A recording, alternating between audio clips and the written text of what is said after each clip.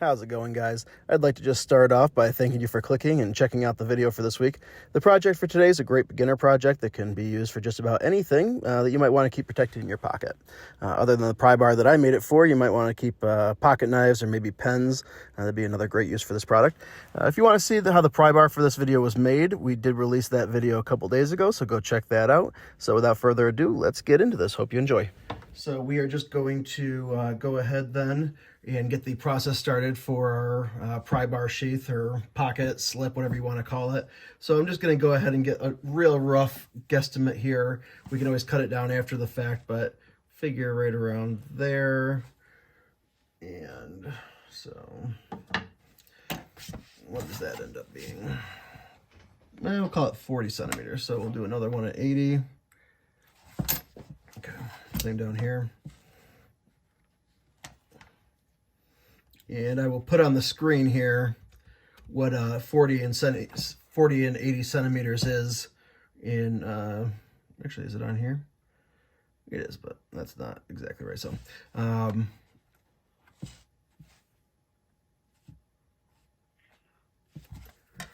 in inches.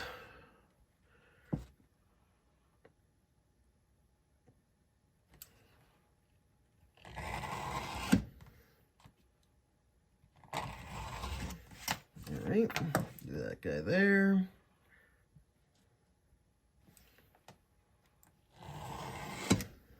All right, how long does this need to be? Let's call it right around there. Doesn't have to be precise. You guys can see it's just, you know, do it to fit. We'll call that 105.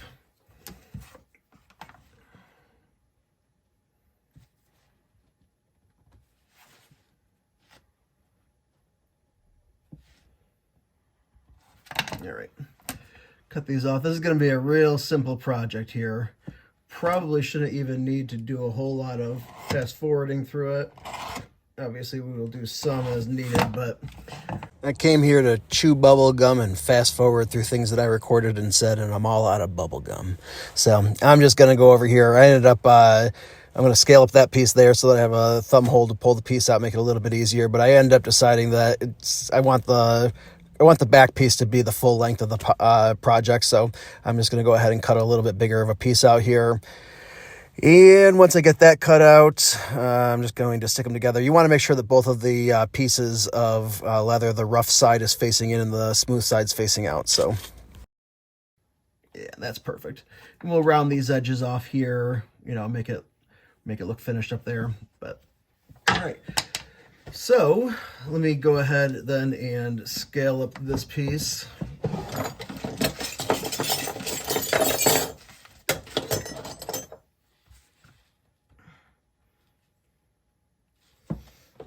I have another size up from that. Yes.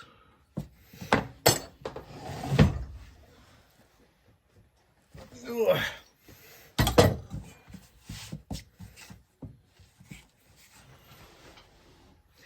These are nice if you guys are going, you know what, I'm going to use the next size down because I don't want to,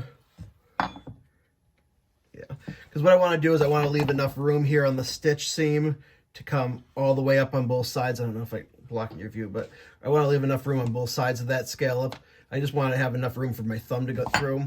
So let me make a center line here just so I know exactly where. All right, so center line's at 20. Call that. And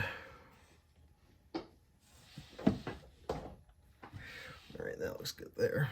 Yeah,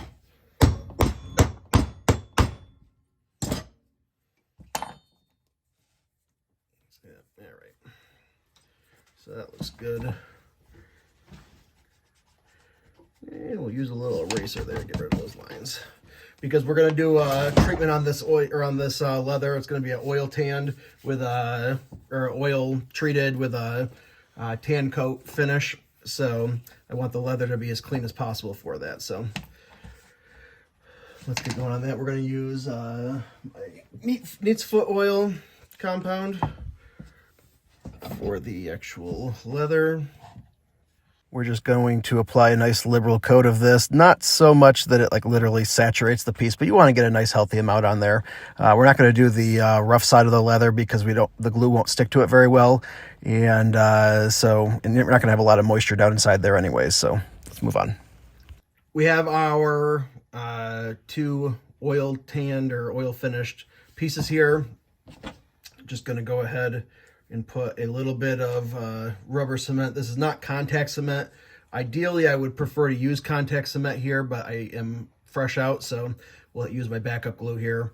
I'm not going to put it on this piece first. I did end up putting a little bit of the oil on right here just because that's going to be visible from the other side. I'm going to put it on this piece because this I know is going to be the boundary for where the glue needs to be. And I'm just going to put on just a little bit right along the seam there. And just like that.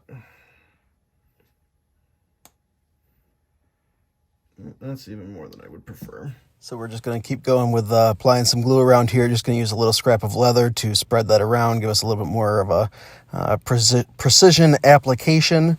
You know how big we are on precision around here. And so just going to go ahead and get that spread, get it placed on there, and give it a nice pinch around the edges. And once we get that all set where we want it to be, we're going to put something heavy on top of it, let it sit for, 20 minutes, 30 minutes or so. Next, now that this is set up well, we are going to use our groover here and cut a stitch line in.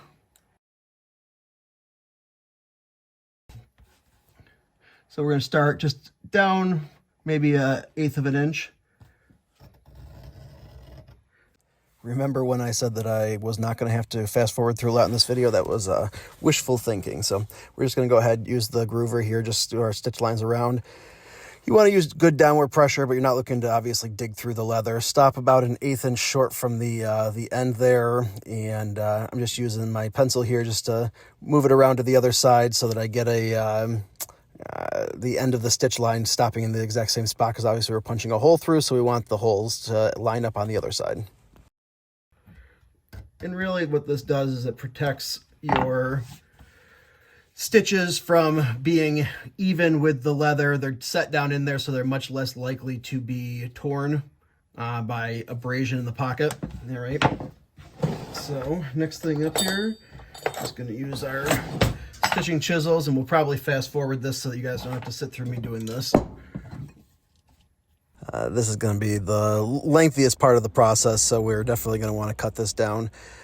So here we're just using the stitching chisels. You make your first mark, obviously, at the beginning of where your stitching line is going to be at, and then you use the last hole from your stitching chisel on the first prong. So you're going to overlay them so that you get the spacing even each way. Go all the way around. And I like to go around and use an awl to stretch out or, open up every hole before I start stitching. It just makes stitching a little bit easier. Admittedly, it's definitely more necessary when you have a stiffer grained leather. This leather is fairly supple, and so it wouldn't have probably been that big of an issue, but it's just a habit that I have. So using some dark brown thread here. I was going to use the whiter thread, which I usually use with my dyed leather, but on this project it would kind of look a little bit, it'd get lost in there. So I have some nicer colored threads coming here, so hopefully I'll have a project come in with some more interesting colored thread. And so I'm just going through. I normally, on this kind of a project where it's flat like that, I would just put it in my stitching pony and do a normal saddle stitch on it where you use 2 needles coming from both sides. You can just go around at one time with 2 needles. This way I can, ideally I would have done it on camera, but I kind of got lost in the process of just doing it and not necessarily recording it. So half of it takes place kind of off camera here, but you get the idea. I just go down through and I weave the needle and the thread through every other hole. That's the term I'm looking for. And then when I get to the end, I turn around and do the exact opposite, going back through, so that on both sides of the project there is a thread on every single hole, in between every single hole.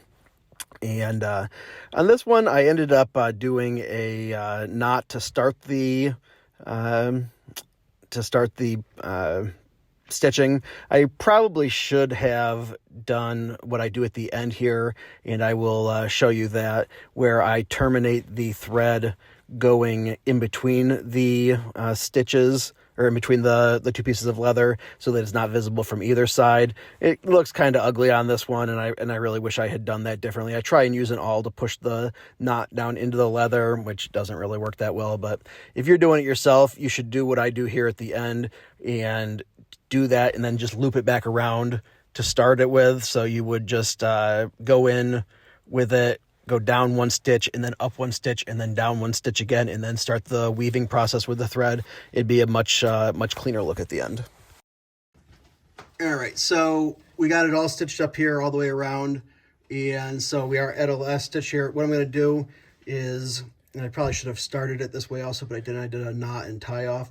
I'm going to terminate it inside, so I'm going to just kind of peel that back and go in between the stitching layers through that back hole there, and finish it off in between so that I don't have two nubs there. I wish I had done that. I'll probably press that stitch down in. So we can go ahead and cut this here and grab our lighter and then drop our lighter. And I'm going to take that off just a little bit more too. And right there. Burn that one down, and then just come in here and just burn ourselves here. There we go.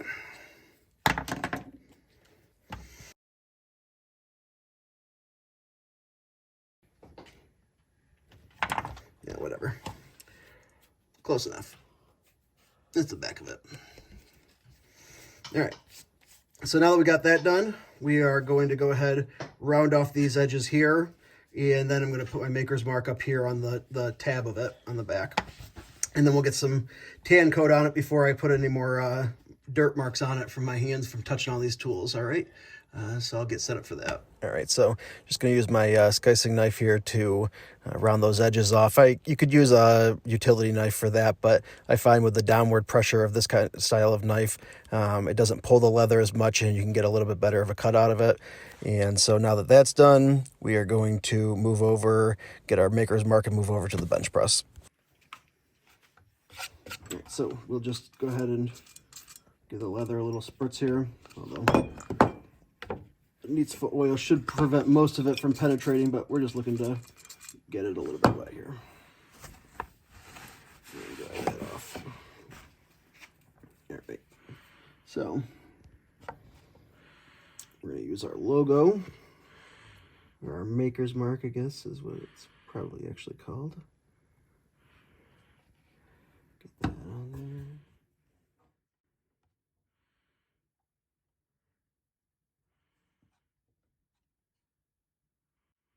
Give it a little press. You don't want to press down too hard, because if you press down too hard, then it will,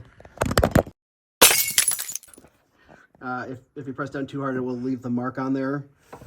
Other than, all right, so as you can see there, got our TP Leatherworks logo. All right, so we're going to bring it back over here to the bench.